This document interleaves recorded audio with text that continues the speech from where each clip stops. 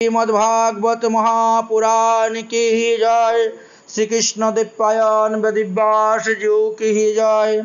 श्री सुत मुनि की जय। श्री शुक मुनि की जय। नैमिषारण्य क्षेत्र की जय। षष्टि सहस्राणि ऋषिवृंद की जय। कृष्ण कलि इम ग्रुप की जय। कृष्ण कलि इम ग्रुपेर सदस्य सदस्य वृंद की जय। आपन आपन गुरुदेव की जय। आपन आपन इष्टदेव की जय। आस्थान पुरुष की जय। आज के आनंद की जय। जय जय श्री राधे श्याम निताय गौर हरि हरि बोल। ओम नमो भगवते वासुदेवाय। श्रीमद्भागवत महापुराणम सप्तम स्कंद चतुर्दश अध्याय।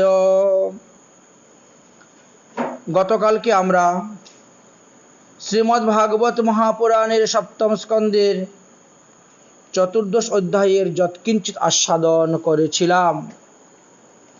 सेखाने आमरा ब्रह्मचर्य और गृहस्थ धर्म सम्पर्के आलोचना करा हयेछिल। देवर्षि नारदेर मुखे এই বর্ণাশ্রম ধর্ম শ্রবণ করার পরে যুধিষ্ঠির বড় চিন্তার মধ্যে পড়ে গেলেন। তিনি বললেন, হে দেবর্ষি নারদ, আমার মতন গৃহস্থ বুদ্ধি সম্পন্ন ব্যক্তির পক্ষে কিভাবে ভগবত পাদপদ্ম অতি সহজে লাভ করা যায় তার একটা উপায় আমাকে বলুন। তখন দেবর্ষি নারদ বললেন যে স্ত্রীর উপর থেকে যার মোহ সরে যাবে সেই ভগবানকে পাবে। কারণ স্ত্রীলোকের জন্য মানুষ নিজের প্রাণ পর্যন্ত বিসর্জন করে দেয়, মাতা পিতাকে ত্যাগ করে দেয়, গুরুদেবকে ত্যাগ করতেও তারা পিছে হাঁটে না। সেই স্ত্রীর উপর থেকে যদি মোহ সরানো না যায় তৎপর্যন্ত তারা ভগবানকে জয় করতে পারবে না। হে মনুষ্য, অন্তিমে যেই শরীর মাটিতে পুঁতে দিলে পোকা হবে, পশু পাখিরা খেলে বিষ্ঠা হবে, আর আগুনে পুড়ালে ছাই হবে, এই দেহের যে পরিণতি, আর তার জন্য তুমি নিজের ইষ্ট বস্তু ছেড়ে দিয়ে তুমি স্ত্রীর প্রলোভন হইয়া জীবনের মূল্যবান সময়কে নষ্ট করতে যাচ্ছ। যখন তুমি মারা যাবে তখন তোমার সেই আদরণীয় স্ত্রী বা কোথায় যাবে? সে কি তোমাকে রক্ষা করতে পারবে? তাই গৃহস্থ জীবন বংশ রক্ষার জন্য, বংশ বৃদ্ধির জন্য, কৃষ্ণ ভক্ত সন্তান উৎপাদনের জন্য, সুসন্তান উৎপাদনের জন্য, ইন্দ্রিয় তর্পণের জন্য নয়। গৃহস্থরা সৎপথে থাকিয়া অর্থ উপার্জন করবেন, তার দ্বারা গুরু বৈষ্ণবের সেবা করবেন, অতিথি সেবা করবেন, গরু, কুকুর, কাক, পিপিলিকা, জলাদি প্রাণী, জলের মধ্যে যারা থাকে তাদেরও সেবা করবেন। যখনই সুযোগ পাবেন, সময় পাবেন, তখন তারা মহতের সেবা করবেন, মহতের কাছে যাবেন এবং মহতের কাছ থেকে ভগবত কথা শ্রবণ করবেন। গৃহস্থ ব্যক্তিরা পিতৃপুরুষের শ্রাদ্ধর দিন উপস্থিত হলে যথাসময়ে তারা শ্রাদ্ধ তর্পণাদি কার্য করিবেন এবং গৃহস্থ ব্যক্তিরা জননৌষস, মরণৌষস, রজস্বলা ইত্যাদি সময়ে যদি তারা ভগবত পূজা না করে, গুরুদেবের পূজা না করে, তথাপিও সেখানে দুঃসবহ হয় না। কারণ অসুষ অবস্থায় বিগ্রহ সেবা করতে নাই, গুরুদেবকে স্পর্শ করতে নাই, গুরু সেবা করতে নাই। এই জন্য অসুষ অবস্থায় না করলেও দুঃসবহ হয় না। অন্যান্য সময়ে তারা অবশ্যই সেবা করবেন। শ্রাদ্ধের দিবসে স্বগোত্রের যারা আছেন তাদেরকে নিয়েই শ্রাদ্ধ কার্য করবেন। বেশি লোক নিমন্ত্রণ দিলে, বেশি লোকের ব্যবস্থা খাওয়া দাওয়ার করলে শ্রাদ্ধ কার্যের যে কাজ সেটা নিষ্ঠার সহিত ভক্তির সহিত হয় না, খুব তাড়াহুড়া লেগে যায় এবং সবই কাজ সংকীর্ণ হয়ে যায়। গৃহস্থ ব্যক্তি তিনি উপযুক্ত পুত্রের উপরে সংসার ভার দিয়ে স্বপত্নীসহ 50 বৎসরের পর তিনি বানপ্রস্থ জীবনে চলে যাবেন এবং তিনি ভগবত ভজন করবেন।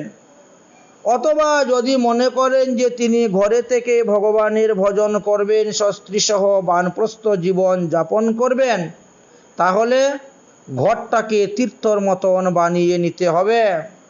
ঘরকে যদি তীর্থ বানাতে না পারো তাহলে সেই ঘরে থেকে ভজন করে লাভ হবে না। কেননা ওই যে ভূমি দোষ আছে, ভূমির দোষের কারণে অনেক সময় দেখা যায় মানুষ ভজনে সিদ্ধি লাভ করতে পারে না। এই বিষয়ে মার্কেন্ডীয় পুরাণে একটা গল্প আছে, আমি তোমাকে বলি, শুনো। ভূমি, জল, বায়ু, এই যে বাতাবরণ, এই বাতাবরণ শুদ্ধ না হলে ভজনে মন লাগে না। ভক্তি লাভের জন্য চাই শুদ্ধ স্থান। এখন তোমার ঘরকে যদি তুমি শুদ্ধ স্থান করতে পারো, তোমার ঘরকে যদি তুমি তীর্থ করতে পারো, তাহলে ঘরে বসে ভজন করো। আর যদি না পারো তাহলে গৃহ ত্যাগ করে তুমি তীর্থতে গমন করো। আমি যখন এই দৃষ্টান্তটা বলবো তখন তুমি বুঝতে পারবে। কোনো এক সময় ভগবান রামচন্দ্র বনবাসকালে ভ্রমণ করতে করতে করতে করতে এক পর্বতের উপরে গিয়ে উপস্থিত হলেন। সেখানে রাম, লক্ষ্মণ, সীতা তিনজনই অবস্থান করতেছেন। কেউ এদিকে যাচ্ছে, কেউ ওদিকে যাচ্ছে, কেউ এদিকে যাচ্ছে সেই পর্বতের উপরে। হঠাৎ করে লক্ষ্মণের মনের মধ্যে কুভাব এসে গেল, কুচিন্তা এসে গেল, তিনার মতিভ্রষ্ট হয়ে গেল। তিনি মনে মনে চিন্তা করলেন, কইকেয়ী মা তো কেবল রামচন্দ্রকে বনবাসের কথা বলেছেন, রামকে বনবাসে দেওয়ার জন্যই দশরথের কাছে চেয়েছিলেন, আমাকে তো তিনি বনবাসে দেন নাই। তবে কেন শুধু শুধু আমি ওই রামের পিছনে পিছনে ঘুরে রামের সেবা করে আমি এত কষ্ট পাবো, এত দুঃখ পাবো? আমার কি জন্য বনবাসে আবার? আমাকে তো বনবাসে দেন নাই। ভগবান রামচন্দ্র তো অন্তর্যামী, তিনি লক্ষ্মণের মনের ভাবটা বুঝতে পারলেন। বুঝার পরে বলেন, ভাই লক্ষ্মণ, এই স্থানে আর থাকবো না, এই স্থান থেকে অন্য স্থানে চলে যাব। তবে ভাই কি করবে বলো তো? লক্ষ্মণ বলছেন এই স্থানটা দেখতে কত সুন্দর, সুতরাং এই স্থানে থাকলে ক্ষতি কি?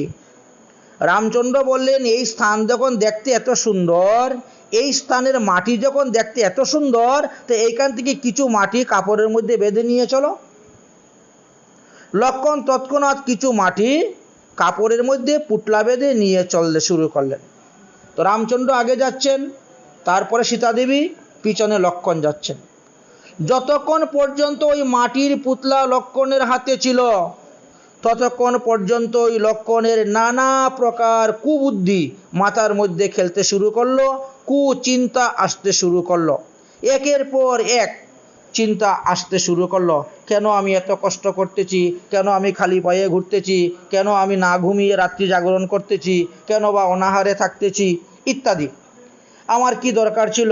আমার উপরে তো কোনো অভিশাপ নাই, আমার উপরে তো কিছু নেই, আমাকে তো কেউ বনবাসে দেয় নাই। এই দেখেন, তো এইভাবে চলছেন। কতক্ষণ চলার পর রামচন্দ্র বুঝতে পারছেন লক্ষ্মণের মনের ভাব। এইবার রামচন্দ্র বলেন, ভাই লক্ষ্মণ, তোমার কাঁধের থেকে ওই মাটির পুটলাটা এখানে রেখে আমাদের জন্য একটু জল নিয়ে আসো না, আমাদের খুব জল পিপাসা পেয়েছে। লক্ষ্মণ তৎক্ষণাৎ ওই মাটির পুটলাটা রেখে দিয়ে তিনি চলে গেলেন জল আনার জন্য। যখনই গিয়ে সেই জলে আচমন করলেন, জল পান করলেন, তারপরে তিনি রামচন্দ্র আর সীতার জন্য জল নিয়ে আসলেন। তৎক্ষণাৎ তার মনের ভাব পরিবর্তন হয়ে গেল, মনের গতি পরিবর্তন হয়ে গেল। তখন যেন রামচন্দ্র আর সীতার জন্য লক্ষ্মণের হৃদয়টা মমতা ওর ভক্তিতে ভরে গেল। লক্ষ্মণ অতি আশ্চর্য হয়ে গেলেন। জলপান করানোর পরে রামচন্দ্রের চরণতলে বসে জিজ্ঞাসা করলেন, প্রভু, কিছুক্ষণ আগে আমার মনের গতি এরূপ হলো কেন? এই বিষয়ে আপনি কৃপা করে আমাকে বলুন। ভগবান রামচন্দ্র বললেন, ভাই লক্ষ্মণ,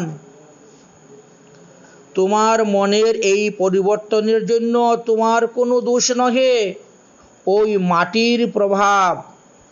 ওই যে মাটি তুমি বলেছিলে দেখতে খুব সুন্দর, এই স্থানটি খুব সুন্দর, মাটিগুলো খুব সুন্দর, এই স্থানে থাকবো, ওই মাটির দোষ। ওই স্থানে যাওয়ার সঙ্গে সঙ্গে তোমার মনের মধ্যে এই রকম কুবাসনা, কুচিন্তা, নানান কামনা এসে ঢুকেছিল, কারণ ওই মাটির দোষ আছে। তাই মাটি যদি ভালো হয় সেই স্থানে ভজনের অনুকূল পরিবেশ হয়, না হলে ভজনের অনুকূল পরিবেশ হয় না। আচ্ছা, লক্ষ্মণ বললেন, সেই মাটিতে কি দোষ ছিল? এত সুন্দর দেখতে মাটি, স্থানটাও দেখতে সুন্দর, তার দোষ কি ছিল? ভগবান রামচন্দ্র বললেন, দেখো, সেখানে সুন্দ এবং উপসুন্দ নামে দুই রাক্ষস নিবাস করিতেন। তাহারা সেখানে বসেই অমর বর লাভ করার জন্য ব্রহ্মার তপস্যা করেছিলেন। ব্রহ্মাও তাদের তপস্যায় সন্তুষ্ট হয়ে তাদেরকে বর দিতে আসলেন, কিন্তু অমর বর না পেয়ে তারা ব্রহ্মার উপর রেগে গেলেন। ব্রহ্মা তখন বললেন, দেখো, আমি তোমাদেরকে পক্ষান্তরে অমর বর দিতে পারি, সরাসরি আমার কাছে কোনো অমর বর নাই। কীরকম? যে ভাইয়ে ভাইয়ে যেই দিন তোমরা মারামারি করবে সেই দিন তোমরা দুজনের মৃত্যু হবে। তোমরা যদি মারামারি না করো তাহলে মৃত্যু হবে না। এই পৃথিবীতে কেউ তোমাদেরকে বধ করতে পারবে না, দেবতা, গন্ধর্ব, যক্ষ, রক্ষ, সর্প আদি কেউ, কোনো প্রাণী তোমাদেরকে বধ করতে পারবে না। তবে তোমরা ভাইয়ে ভাইয়ে যেদিন মারামারি করবে সেদিন তোমাদের মৃত্যু হইবে। রাক্ষস দুইজন চিন্তা করলেন, সুন্দ, উপনন্দ, তাহলে আমরা ভাইয়ে ভাইয়ে কখনো ঝগড়া করবই না, তাহলে আমাদের মৃত্যু হবে না, তাহলে আমরা অমর হয়ে গেলাম।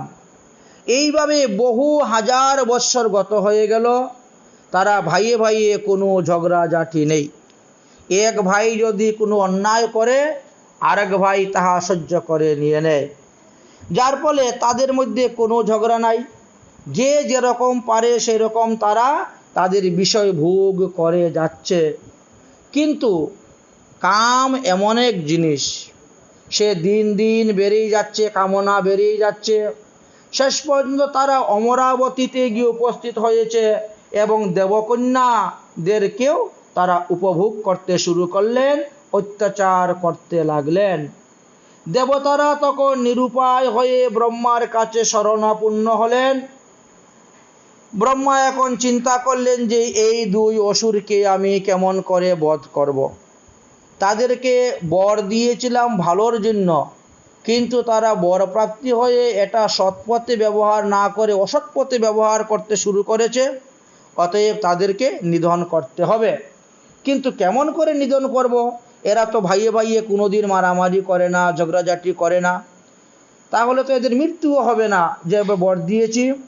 অতঃপর ব্রহ্মা অনেকক্ষণ চিন্তা করে পৃথিবীতে যত যত সুন্দর বস্তু আছে, সমস্ত ব্রহ্মাণ্ডে যত যত সুন্দর বস্তু আছে, 14 ভুবনে যত যত সুন্দর বস্তু আছে, সব থেকে তিল তিল তিল তিল করে সৌন্দর্য এনে তিলোত্তমা নামে এক নারীকে সৃষ্টি করলেন।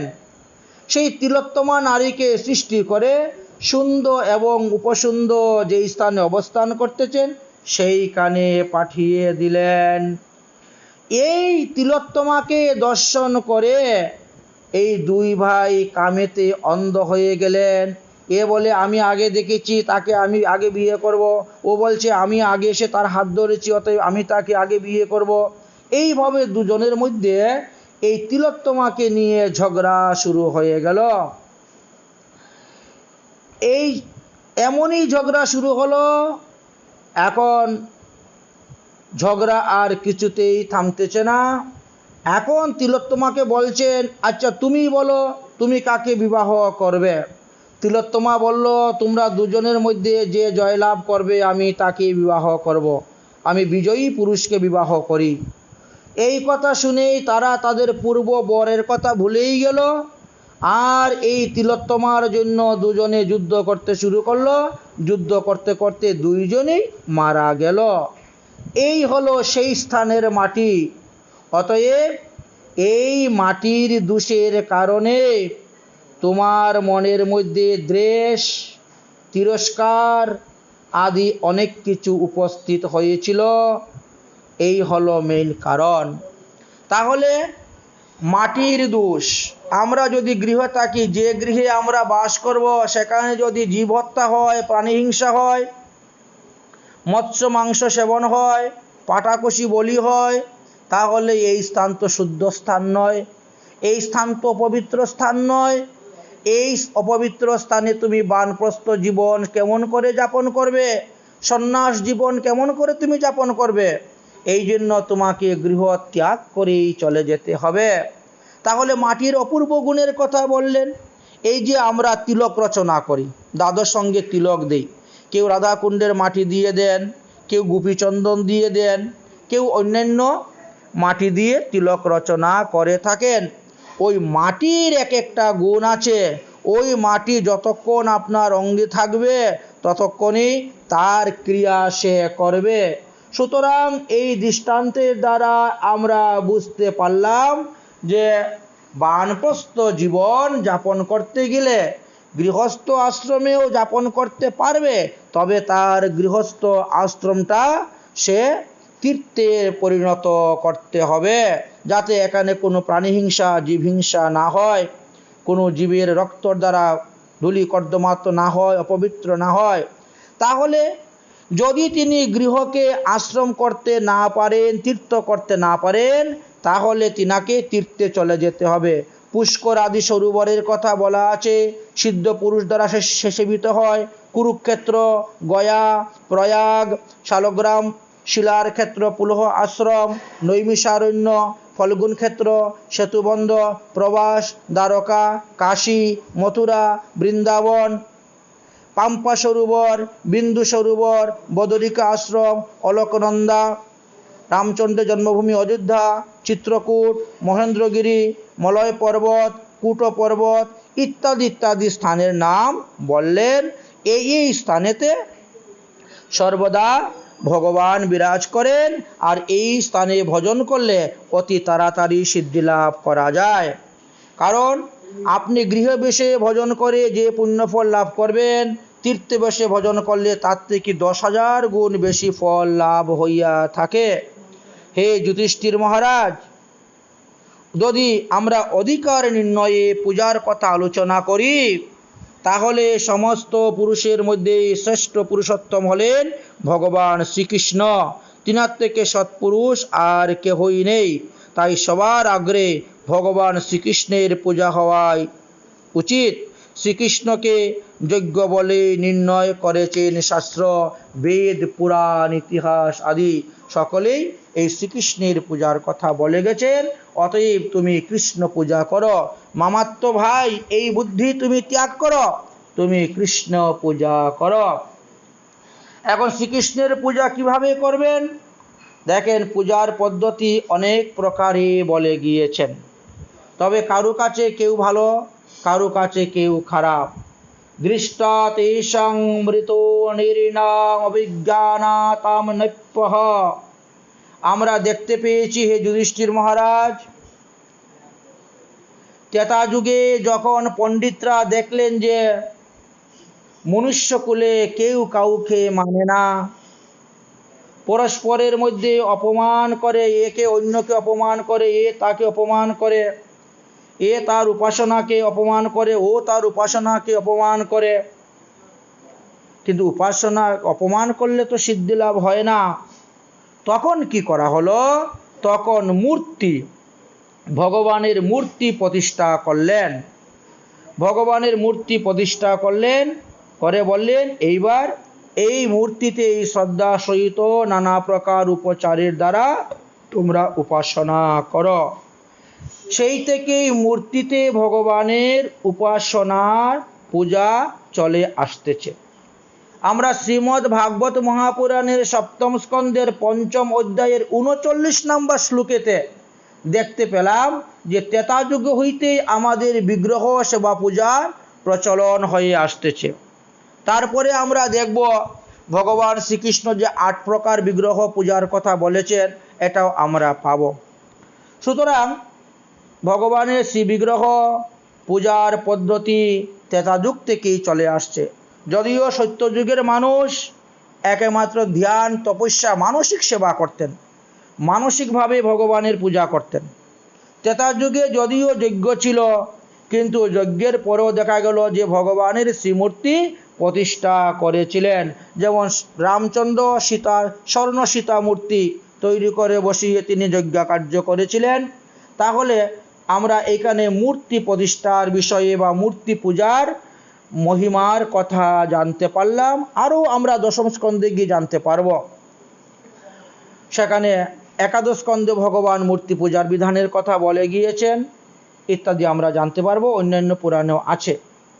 তাই বললেন, যদি কোনো মানুষ মানুষকে হিংসা করে, যদি কোনো মানুষ প্রাণীকে হিংসা করে, তাহলে সে ভগবানের বিগ্রহের পূজা করা সত্ত্বেও সিদ্ধি লাভ করতে পারবে না। অর্থাৎ তুমি ভগবানের পূজা করবে আর ভগবানের জীবকে, ভগবানের প্রাণীকে, ভগবানের ভক্তকে তুমি নিন্দা করবে, দ্বেষ করবে, প্রহার করবে, হিংসা করবে, আবার ভগবানের মূর্তির পূজাও করবে, বলে তাহলে তুমি সিদ্ধি লাভ করতে পারবে না। এটা হলো 14 অধ্যায়, ভুল হয়েছে, সপ্তম স্কন্ধ 14 অধ্যায়ের 39 নম্বর শ্লোকেতে আমরা দেখতে পেলাম যে ত্রেতা যুগ হইতেই ভগবানের শ্রী বিগ্রহের পূজার কথা প্রচলন হয়ে আসছে। এবার আমরা পঞ্চদশ অধ্যায়তে প্রবেশ করব। পঞ্চদশ অধ্যায়তে বললেন যে মাতা পিতার উদ্দেশ্যে যে পিতৃশ্রাদ্ধ আদি করিবেন গৃহস্থরা, তারা সৎ ব্রাহ্মণ দিয়ে করবেন। অর্থাৎ সদাচার সম্পূর্ণ ব্রাহ্মণের দ্বারাই মাতা পিতার কার্যাদি করাইবেন। যে সমস্ত ব্রাহ্মণরা বিষ্ণু মন্ত্রে দীক্ষিত নয়, যাহারা সদাচার পালন করেন না, তাদের কথা শাস্ত্রে নিষেধ করে গিয়েছেন। শ্রাদ্ধেতে সম্ভব হলে একজন বা দুজন ব্রাহ্মণকে ভোজন করাইবেন। তবে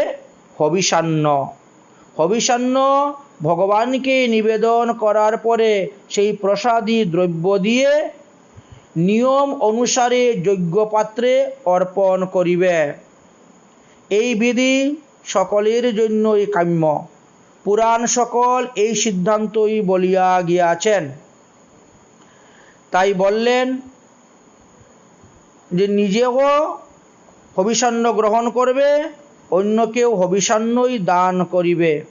শ্রাদ্ধ কর্মেতে কখনো মাংস আদি আমিষ দ্রব্য অর্পণ করিবে না। এই কথাটা শ্রীমদ্ ভাগবত মহাপুরাণের সপ্তম স্কন্ধের 15 অধ্যায়ের 7 নম্বর শ্লোকে আপনারা দেখতে পাবেন, লেখা আছে। তাই শ্রাদ্ধ কর্মে মাংস অর্পণ করিবেন না, আমিষাদি দ্রব্য দিবেন না এবং নিজেও ভোজন করবেন না। কারণ পিতৃকুল মুনি ঋষি যজ্ঞ অভিষান্ন দ্বারা যেই রূপে প্রসন্নতা লাভ করেন, সেই রূপে পশু হত্যার দ্বারা প্রসন্নতা হন না। অতএব কখনো এই প্রবৃত্তি কার্যের মধ্যে প্রবেশ করবেন না, জীব হিংসা করবেন না। সৎ ধর্ম পালনের অভিলাষী ব্যক্তির কাছে কোনো জীবকে কায় মন বাক্যে উদ্বেগ দিবে না, কোনো রকম কষ্ট দিবে না। কারণ জীবকে কষ্ট দিয়ে কখনো ধর্ম হয় না। সেই কারণে ধার্মিক ব্যক্তি উচিত প্রতিদিন প্রারব্ধ কর্মর দ্বারা প্রাপ্ত অর্থের দিয়ে হবিষান্ন নিত্য নৈমিত্য রান্না করে ভগবানের ভোগ দিয়ে তারা প্রসাদ গ্রহণ করিবে। অশ্বমেধ গবালম্ব সন্ন্যাসং ফলপত্তকম দেবেরন সুতোৎপত্তি কলৌ পঞ্চ বিবর্জিতা। এই বিষয়ে অন্যান্য পুরাণেও লেখা আছে। ব্রহ্মবিবর্ত পুরাণের শ্রীকৃষ্ণের জন্মকাণ্ডের 115 অধ্যায়ের 112 নম্বর শ্লোকেতে দেখা গিয়েছে যে কলিযুগে কর্মকাণ্ডের মধ্যে 5টি কার্য নিষেধ করা হয়েছে। অশ্বমেধ যজ্ঞ, গোমের যজ্ঞ, নরমের যজ্ঞ এগুলা নিষিদ্ধ। গবালম্ব অর্থাৎ যজ্ঞে পশু নিষিদ্ধ। ফলপত্যকম অর্থাৎ মাংসের দ্বারা পিতৃশ্রাদ্ধ করা নিষিদ্ধ। দেবরের দ্বারা সন্তান উৎপাদন করা নিষিদ্ধ। এমনকি সন্ন্যাস গ্রহণও নিষিদ্ধ। এই 5টি কলিতে নিষেধ আছে। সন্ন্যাসী সর্বত্যাগ করিয়া পৃথিবী পর্যটন করিবেন, এক এক গ্রামে এক এক দিন বাস করবেন ইত্যাদি তত্ত্বকথাও বর্ণন করিয়া গিয়াছেন। তাহলে আমাদেরকে বললেন যে যারা সন্ন্যাসী হইবেন তারা এক স্থানে বেশি দিন থাকবেন না। তারপরে বললেন সন্তুষ্ট কেন বা রাজন ন বৃত্তিং বারিনা উপস্তয়া জিহ্ব কার্পণ্য গৃহ পালনায়াম তেষা। নারদজি বললেন, হে মহারাজ যুধিষ্ঠির, যতদিন পর্যন্ত জিহ্বার বেগ এবং উপস্থের বেগ দমন করা না যাবে ততদিন পর্যন্ত তারা ধর্ম অর্জন করতে পারবে না। কামুক ব্যক্তিগণ কুকুরের ন্যায় ইতস্তত ছুটে বেড়াইয়ে থাকেন, তারা ধর্ম লাভ করতে পারেন না। তাই শাস্ত্র অনুসারে কিভাবে তিনি ধর্ম লাভ করতে পারবেন তদ বিষয়ে আলোচনা করেছেন। আমরা যাকে ধর্ম বলে মনে করি, বাস্তবে এটা কতটুকু ধর্ম না অধর্ম সেটা আমরা বিচার করি না। তাই ধর্মজ্ঞ ব্যক্তি বিধর্ম, পরধর্ম, অভ্যাস, উপমা, ছল এই পঞ্চবিধ অধর্ম শাখাকে পরিত্যাগ করিবেন। অধর্মের 5টা শাখা আছে, সেইগুলাকে আমাদের জানতে হবে।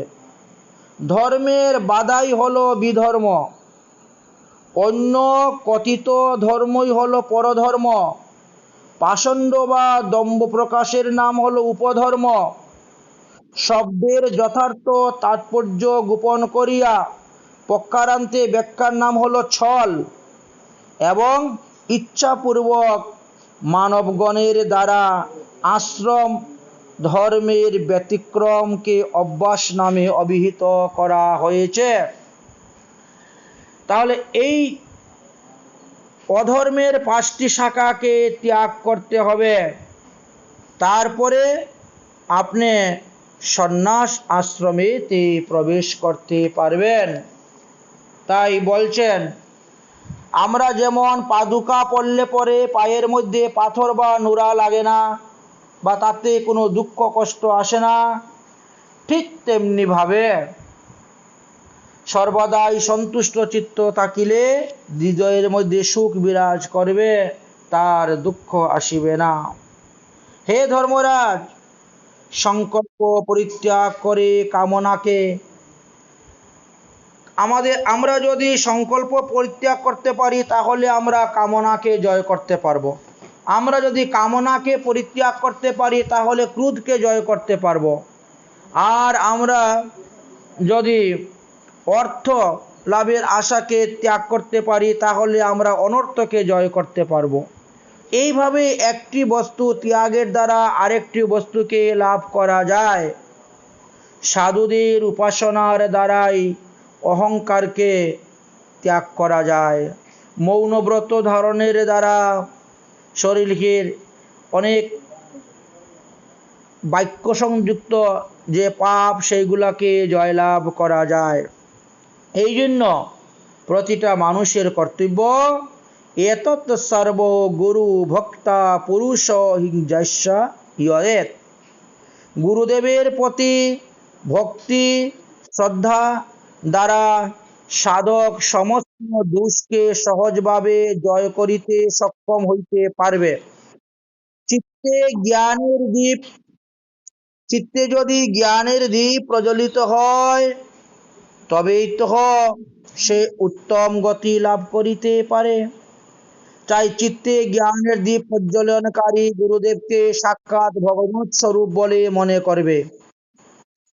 যে দুর্মতি পুরুষ গুরুদেবকে মনুষ্য মনে করেন, তাহলে তিনি শাস্ত্র শ্রবণ করেও লাভ হইবে না, কারণ তিনার হস্তি স্নানের মতন সকল কিছু নিষ্ফল হয়ে যাবে।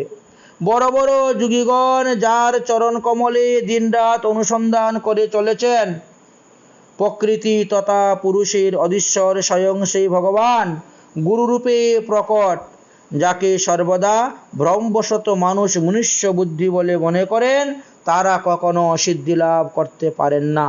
শাস্ত্রে যা কিছু আচার নিয়ম উপদেশের কথা লেখা আছে, তা একমাত্র আমাদের এই কাম ক্রোধ লোভ মোহ মত মৎসর্য এই সমস্ত রিপুদেরকে জয় করার জন্য বলা আছে।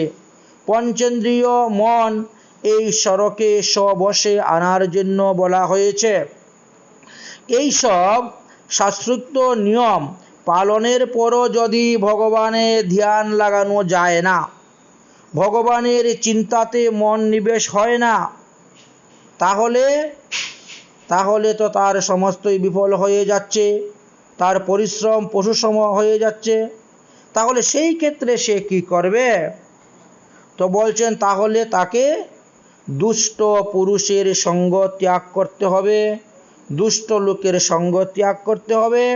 কারণ বাতাবরণ দূষণের কারণে অনেক সময় ভজনে লাভ হয় না, যোগ সাধনে সিদ্ধি লাভ করতে পারে না, এবং ভগবত প্রাপ্তিও তার হয় না। তাই এই জগতে বেশ কিছু লোক আছে যারা আশ্রম ধর্মকে কলঙ্কিত করে দিচ্ছে। গৃহস্থ ক্রিয়াত্যাগ ব্রতত্যাগ বরুরপি তপস্বিনী গ্রাম সেবা ভিক্ষুরিন্দ্রিয় লালতা। যে সকল সন্ন্যাসী লোক প্রথম জীবনে অর্থ ধর্ম কাম ইত্যাদির দ্বারা তারা গৃহস্থ জীবনে ছিলেন, তারপরে গৃহস্থ আশ্রম ত্যাগ করে আবার সন্ন্যাস আশ্রমে প্রবেশ করেছেন। কিছুদিন সন্ন্যাস আশ্রম করার পর আবার তিনি গৃহস্থ আশ্রমে প্রবেশ করেছেন, তাহলে তিনি সে নির্লজ্জ কুকুরের মতন তার উদ্গীর্ণ খাদ্যবস্তু পুনরায় গ্রহণ করে থাকেন। কুকুর যেমন বমি করে, সেই বমিটা আবার গ্রহণ করে, ঠিক তেমনিভাবে তিনিও সেই রকম আচরণ করেছেন। এই রকমের যারা চারি আশ্রমের মধ্যে থাকা সত্ত্বেও এই রকমের কর্ম করে থাকেন, তাদেরকে কি বলেন জানেন? শুনো, যেই ব্যক্তি শরীরকে অনাত্মা, মৃত্যুর অধীন এবং বিষ্ঠা কৃমি কীটের অধীন এবং ভস্মের সমাচার জেনে আবার তাকে আত্মা মনে করে প্রশংসা করেন, তিনি হলেন সবথেকে বড় মূর্খ। যদি কোনো গৃহস্থ কর্ম ত্যাগ করেন, যদি কোনো ব্রহ্মচারী ব্রত ত্যাগ করেন, যদি কোনো বানপ্রস্থী গ্রামে বা গৃহেতে বাস করেন, আর যদি কোনো সন্ন্যাসী ইন্দ্রিয় তর্পণের জন্য পুনরায় স্ত্রীলোক গ্রহণ করেন, তাহলে এই চার বর্ণের চার আশ্রমের মধ্যে তাদেরকে কলঙ্ক বলা হয়। এরা শুধুমাত্র বর্ণাশ্রম পালনের অভিনয় করে যাচ্ছে। ভগবানের মায়ার দ্বারা মোহিত হয়ে সেই মূর্খ সকল করুণার সহায়কের উদ্দেশ্যের কারণ শ্রেষ্ঠ করেও তারা ভগবান পদপদ্ম লাভ করতে পারে না। তাই উপনিষদ আমাদেরকে বলছেন যে এই শরীরটা হলো রথ, ইন্দ্রিয় সকল হলো ঘোড়া, ইন্দ্রিয়ের প্রভু মন হলেন লাগাম, শব্দাদি বিষয় হলো পথ, আর বুদ্ধি হলো সারথি। এবং ভগবানের নির্মল ধীর চিন্তাটা হলো রজুবন্ধন। দশ প্রাণ হলো অক্ষয় দণ্ড। ধর্ম এবং অধর্ম হলেন রথের চাকা, এবং ত্রস্রকের অভিমানিত জীবকে রথী বলে। ওমকার সেই রথের ধনুষ, শুদ্ধ জীবাত্মা হলেন বাণ এবং পরমাত্মা হল লক্ষ্য।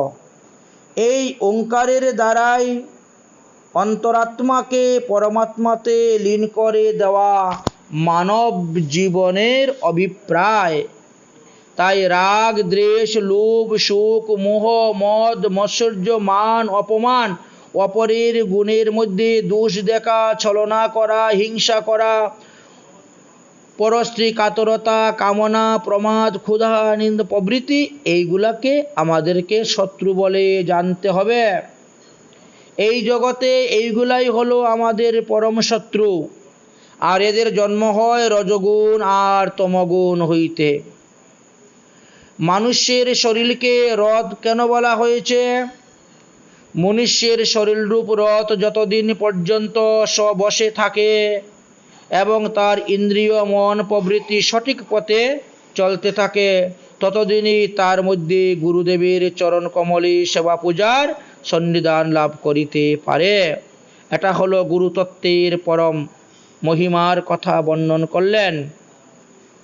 তাই গুরু দেবের সেবা পূজার শান দেওয়ার জ্ঞানরূপী তীক্ষ্ণ তরবারি দিয়ে ভগবানের আশ্রয়কে থেকে সেই রকমের শত্রুদেরকে বিনাশ করতে তিনি পারেন। নইলে মুহূর্তেই ভুলে ইন্দ্রিয় রূপ দুষ্ট ঘোড়ার দ্বারা তিনি মিত্রতা রক্ষাকারী বৃদ্ধরূপ সারথী বৃদ্ধ স্বামী জীবকে উল্টো পথে নিয়ে যাবে, আর বিষয়রূপী ডাকাইতেরা তার সব কিছু লুটে পুটে খেয়ে যাবে।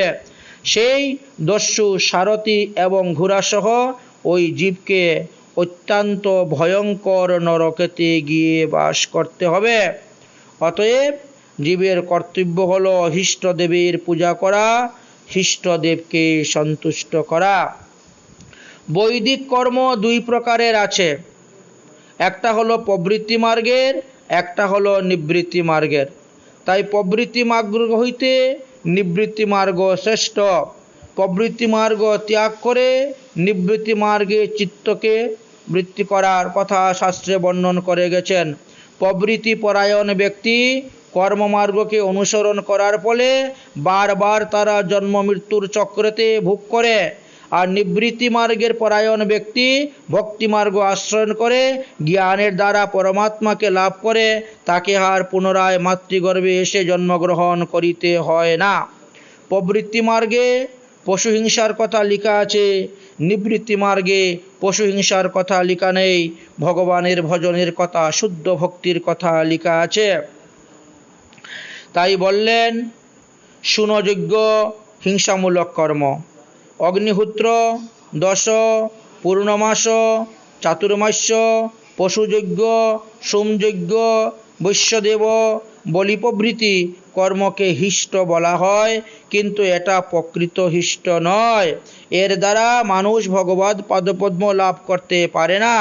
তাই প্রবৃত্তি পরায়ণ ব্যক্তি যারা প্রবৃত্ত মার্গে গমন করেছেন, জীবজন্তুকে হিংসা করেছেন, দেবদেবীকে পূজা করেছেন স্বর্গ পাওয়ার জন্য, তাদের অবস্থা কি হবে? প্রবৃত্তি পরায়ণ ব্যক্তি মৃত্যুর পরে চরু, পুরুডাস প্রভৃতি যজ্ঞ সম্বন্ধীয় দ্রব্যের সূক্ষ্ম ভাগের দ্বারা নির্মিত শরীর ধারণ করে ধূমাদি মহানী দেবগণের সমীপে গমন করে। তারপর ক্রমশ রাত্রি কৃষ্ণপক্ষ বা দক্ষিণাত্য অধিষ্ঠান দেবতাদের সমীপে গিয়ে চন্দ্রালোকাদি বিভিন্ন জন্ম অনুসারে কর্ম অনুসারে বিভিন্ন স্থানে গমন করেন। তারপরে ওই জীব কিভাবে পুনরায় পৃথিবীতে আসেন সেই তত্ত্ব কথা আমি তোমাকে বলিব, তুমি শ্রবণ করো। এটা প্রবৃত্ত মার্গের লোকের কথা বলা হয়েছে। নিবৃত্ত মার্গের যারা, তাদেরকে আর মাতৃগর্ভে এসে জন্মগ্রহণ করিতে হয় না, তাদের আত্মা পরমাত্মাতে লীন হয়ে যায়, ভগবানেতে লীন হয়ে যায়। তাই প্রবৃত্ত মার্গ ব্যক্তিরা এইভাবে তারা তাদের কর্ম অনুসারে স্বর্গ নরকাদি ভোগ করার পর তারা কি করেন? তারা তখন ঔষধ, লতা, অন্ন বা বীর্যতে পরিণত হয়ে পিতৃযান মার্গে থেকে পুনরায় এই সংসারে আসিয়া জন্মগ্রহণ করেন। যেভাবে আকাশে বৃষ্টি রূপে পতিত হন জলবিন্দু, সেইভাবে এই আত্মাগণ তখন ঔষধ, লতা, অন্ন ইত্যাদির মধ্যে পতিত হয় এবং সেইভাবে পিতৃযানে আরোহণ করে পিতার মানে পুরুষের দেহে প্রবেশ করেন এবং পুরুষের বীর্যকে আশ্রয় করিয়া পুনরায় আবার নারীর গর্ভে প্রবেশ করিয়া থাকেন। তাই গর্ভদান থেকে শুরু করে অন্ত্যেষ্টি ক্রিয়া পর্যন্ত যে 16টি সংস্কারের কথা লেখা আছে, এই 16টি সংস্কার হয়ে তাকে দ্বিজ বলা হয়। তাদের মধ্যে কেউ কেউ পূর্বত প্রবৃত্তি মার্গ অনুসরণ করে, আর কেউ বা পূর্বকৃত বিষয় ত্যাগ করে নিবৃত্তি মার্গ অনুষ্ঠান করেন। তো নিবৃত্তি পরায়ণ পুরুষ হৃষ্ট প্লুত প্রভৃতি কর্মের দ্বারা সম্পাদিত যজ্ঞকে বিষয়াদি জ্ঞান প্রকাশকারী ইন্দ্রিয় আদিতে আহ্বান করে থাকেন।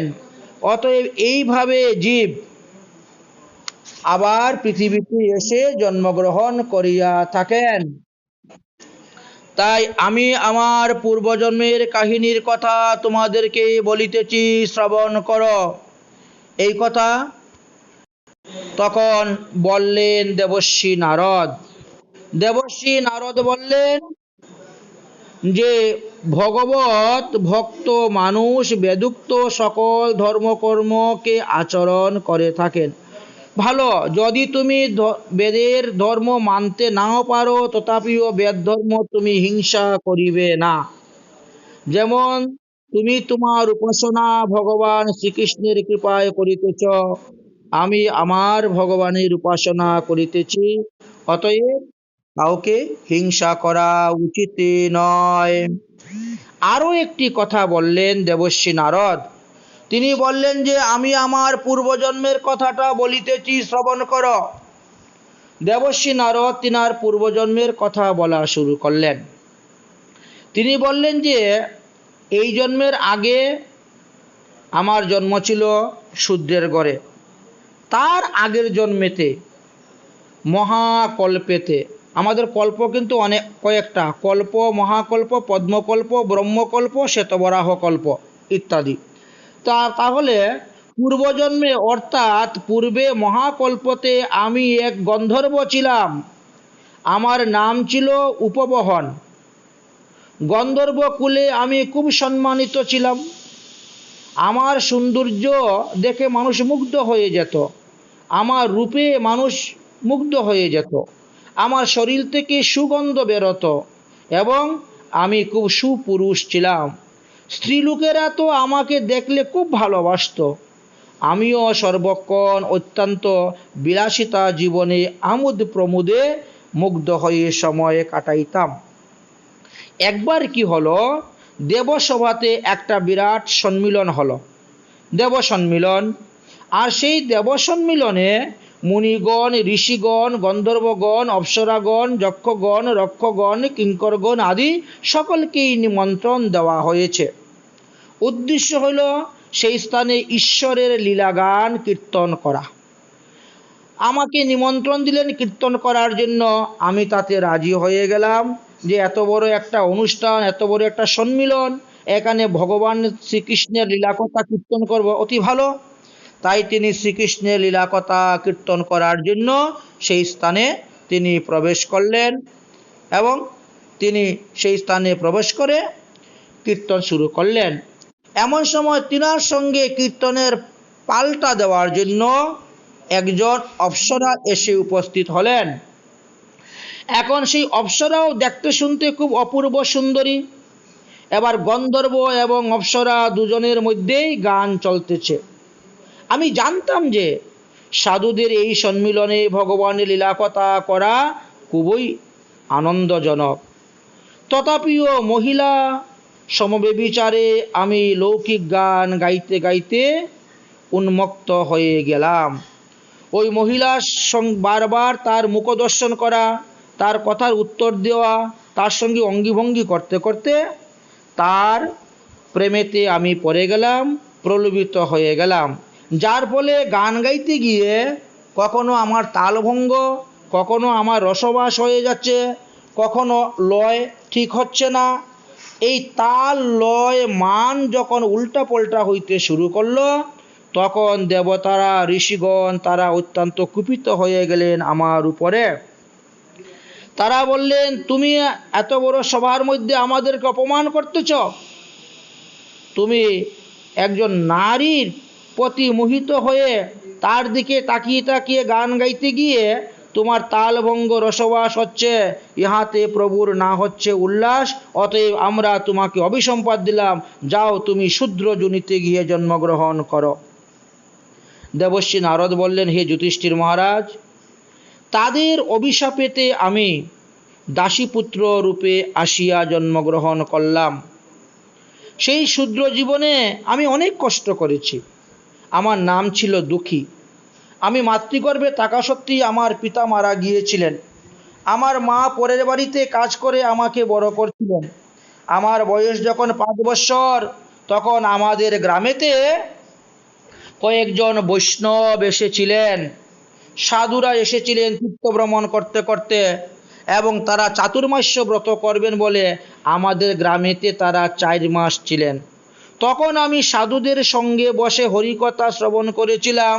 সাধুদের হাত পা টিপে দিতাম, তাদের কাপড় চোপড় ধুয়ে দিতাম, তাদের ঠাকুর সেবার জন্য ফুল তুলসী নিয়ে আসতাম। এই জন্য সাধুরা আমাকে খুব আদর করেছিলেন। আর এই সাধুদের কৃপাতে পরে আমি সাধুদের নিকট থেকে দীক্ষা গ্রহণ করে ভজন করে এইবার দেখো আমি ব্রহ্মার পুত্র নারদ হতে পেরেছি। অতএব হে যুধিষ্ঠির মহারাজ, সাধু সঙ্গের অপূর্ব মহিমা। তাই গৃহস্থ আশ্রমে থাকো, ব্রহ্মচর্য থাকো, বানপ্রস্থ থাকো, আর সন্ন্যাস থাকো, যে কোনো আশ্রমে থাকো না কেন, সৎ সাধু সঙ্গে কখনো অবহেলা করিবেন না। সৎ সাধু লোকের সঙ্গ পেলেই, সুযোগ পেলেই তাদের কাছে যাবেন, তাদের কাছে বসবেন এবং তাদের সেবা করবেন, নিষ্কপটে তাদের সেবা করবেন। সাধু সেবার দ্বারা ভগবান যেভাবে প্রসন্ন হন, গৃহস্থ আশ্রম বা 4 আশ্রমের স্বধর্ম পালন করলেও ভগবান ততটা প্রসন্ন হন না। এই জিনিসটি আমি শিক্ষা লাভ করতে পেরেছি। সুখদেবজি বললেন, হে মহারাজ পরীক্ষিত, দেবর্ষি নারদ এইভাবে গৃহস্থ, ব্রহ্মচর্য, বানপ্রস্থ, সন্ন্যাস, ব্রাহ্মণ, ক্ষত্রিয়, বৈশ্য, শূদ্র 4 বর্ণ 4 আশ্রমের ধর্মের কথা বর্ণন করলেন। করার পরে ভগবান শ্রীকৃষ্ণকে পূজা করলেন। ভগবান শ্রীকৃষ্ণকে পূজা করার পরে রাজস্বীয় যজ্ঞ হলো, এবং রাজস্বীয় যজ্ঞ থেকে বিদায় নিয়ে দেবর্ষি নারদ অন্যত্র চলে গেলেন। এইভাবে আমরা সপ্তম স্কন্ধ বিশ্রাম দিলাম। সপ্তম স্কন্ধ সমাপ্ত করে আমরা এখন অষ্টম স্কন্ধেতে প্রবেশ করিব। তাহলে এই পর্যন্ত আমাদের 7টি স্কন্ধ আলোচনা করা হয়ে গেছে। তাই প্রথম স্কন্ধেতে আমরা কি বিষয় আলোচনা করেছিলাম? প্রথম স্কন্ধতে আমরা অধিকারের বিষয় নিয়ে আলোচনা করেছি।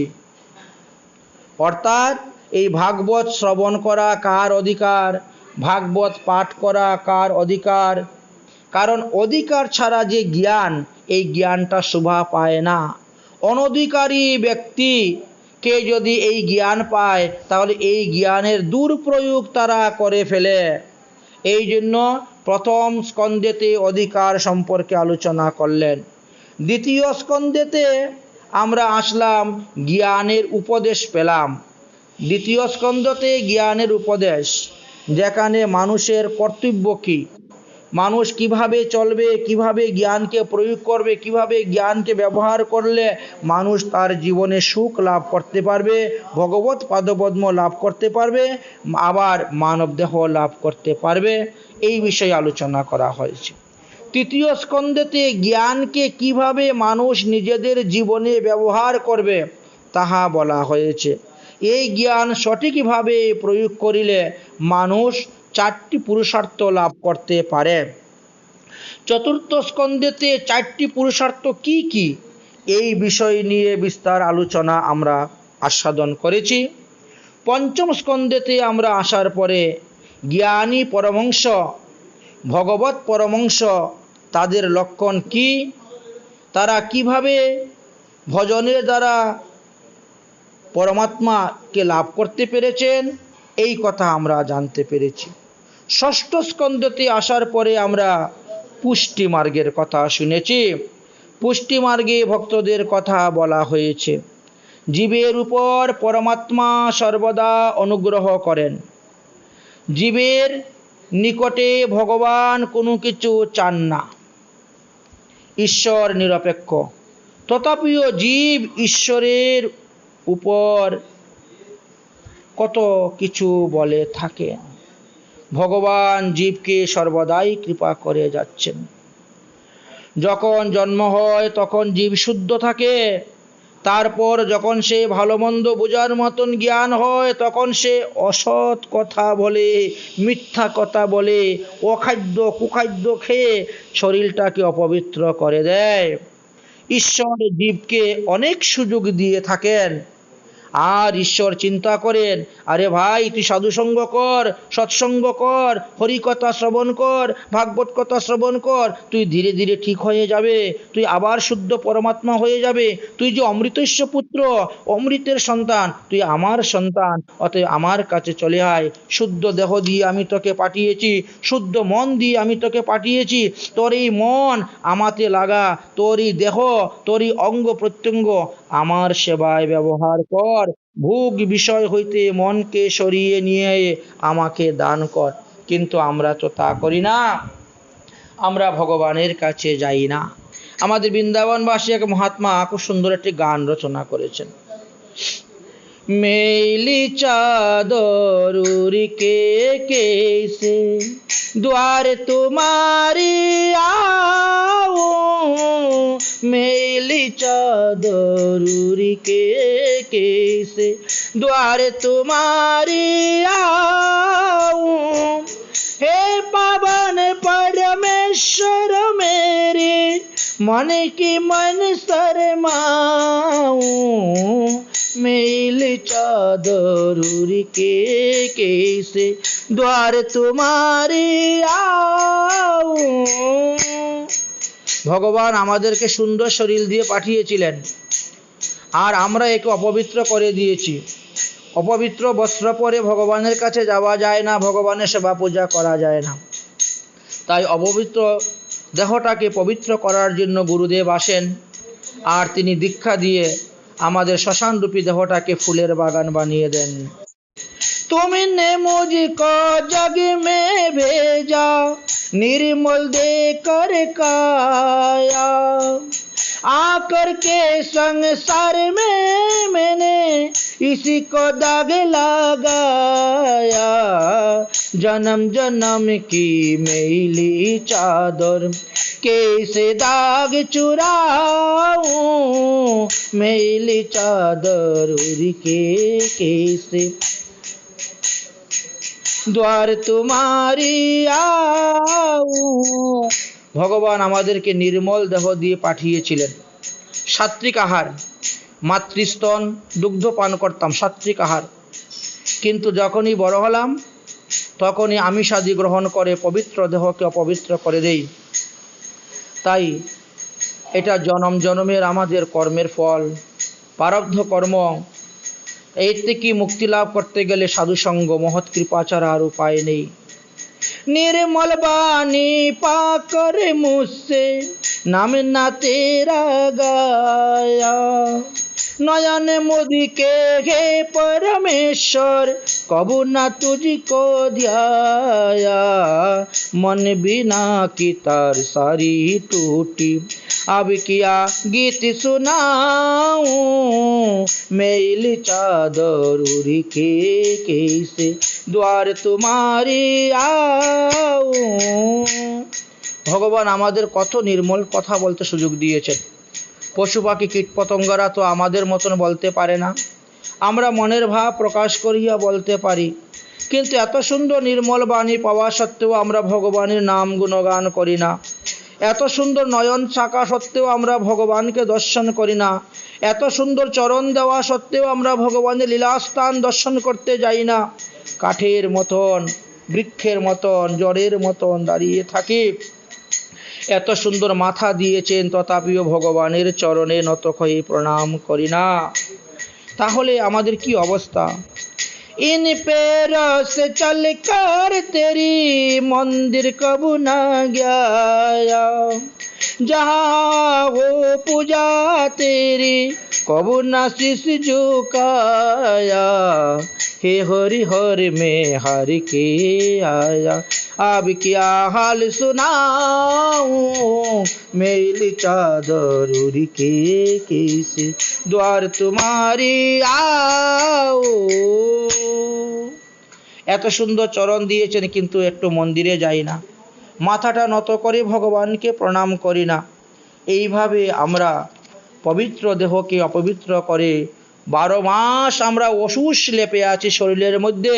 তাহলে আমরা কেমন করে ভগবত সেবা করব?